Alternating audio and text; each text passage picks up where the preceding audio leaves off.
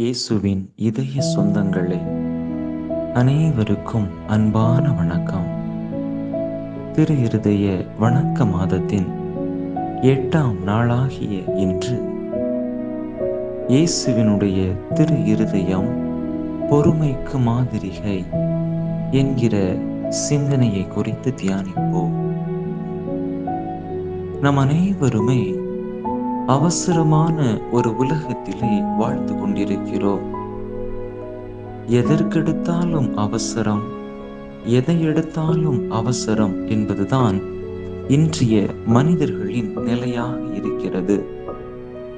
இப்படிப்பட்ட இந்த அவசர உலகிலே பொறுமையோடு நாம் அனைவரும் இயேசுவினுடைய திரு இருதயத்தை போன்று செயல்பட வேண்டும் என்று அன்பின் தெய்வம் நம் அனைவரையும் அன்போடு அழைக்கின்றார்.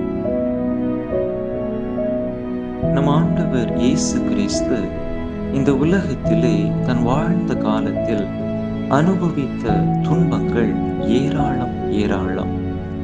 பல மனிதர்கள் பல்வேறு விதங்களிலே அவருடைய பணிக்கு தங்களுடைய எதிர்ப்பை தெரிவித்தார்கள். இருந்த பொழுதிலும் கூட அவை அனைத்தையும் பொறுமையோடு ஏற்றுக்கொண்டு தன்னுடைய பணி வாழ்வை திறம்பட நிறைவேற்றினார் என்பதை விவிலியத்தின் பக்கங்களை புரட்டுகையில் நாம் அறிந்து கொள்கிறோம். கல்வாரி மலையிலே சிலுவையில் அறையப்பட்ட போதும் கூட இயேசு பொறுமையோடு தன்னை சிலுவையில் அறைந்தவர்களை உற்று நோக்குகின்றார். அவர்களை குறித்து தேவையற்ற எந்த வார்த்தைகளையும் பேசாமல், தந்தையே, அவர்கள் தெரியாமல் அறியாமல் செய்கிறார்கள் என்று அவர்களுக்காக பொறுமையோடு தந்தை இறைவனிடத்திலே பரிந்து பேசுவதை பார்க்கின்றோம். புனித ஜெர்த்ரூதம்மாள் ஆண்டவரை நோக்கி அவருடைய திரு இருதயத்திற்கு பிரியமுள்ள மகளாக தான் நடக்க தான் என்ன செய்ய வேண்டும் என்று கேட்கிற பொழுது நம் ஆண்டவர் இயேசு அவரை பார்த்து, மகளே, நாம் உனக்கு அனுப்புகிற வேதனைகளை அமைந்த மனதோடு ஏற்றுக்கொள்ளுகிறதை விட நமக்கு அதிக பிரியமானது ஒன்றுமில்லை என்று அவரிடத்திலே திருவுளம் பற்றினதாக பார்க்கிறோம். அன்பார்ந்த சகோதர சகோதரிகளே, இயேசுவினுடைய திரு இருதயத்துக்கு புகழ்ச்சியாக சில வெளியரங்கமான பக்தி முயற்சிகளை கடைபிடிப்பதினால் அந்த திரு இருதயத்தின் மேல் நாம் அதிகமாக அன்பும் பற்றுதலும் உள்ளவர்களாயிருக்கிறோம் என்று நினைப்பது மிகப்பெரிய தவறு.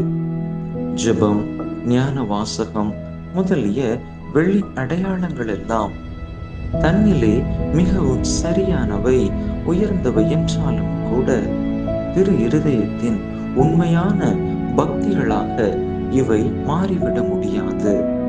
நாம் உண்மையாகவே ஆண்டவருடைய சீடர்களாக திரு இருதயத்தின் பக்தர்களாக வேண்டும் என்று சொன்னால் அவருடைய பொறுமை நம்மிடத்திலே அதிகமாக இருக்க வேண்டும்.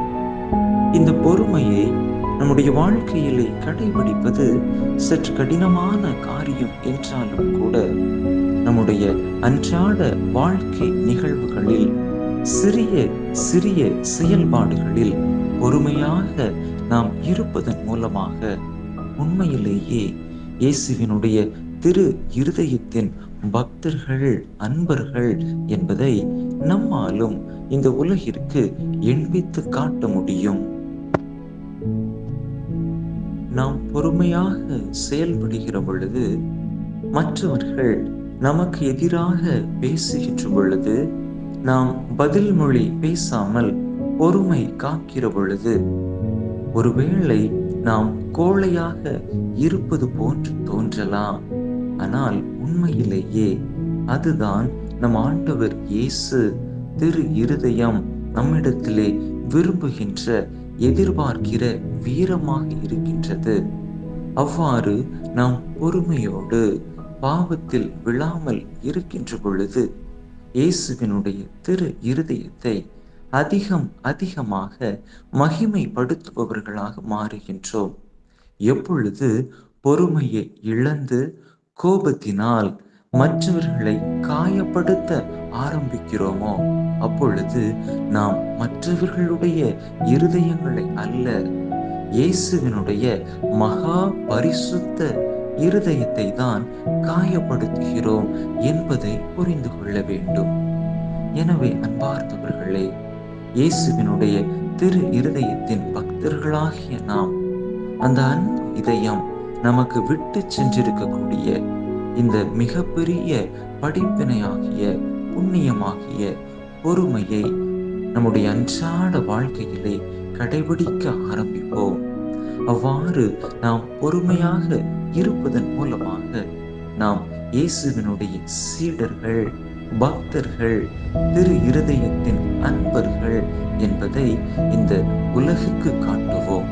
எனவே அப்படிப்பட்ட பொறுமையான மனநிலை நம் ஒவ்வொருவரிலும் வர அருள் வேண்டி இயேசுவினுடைய திரு இருதயத்தை நோக்கி உருக்கமாக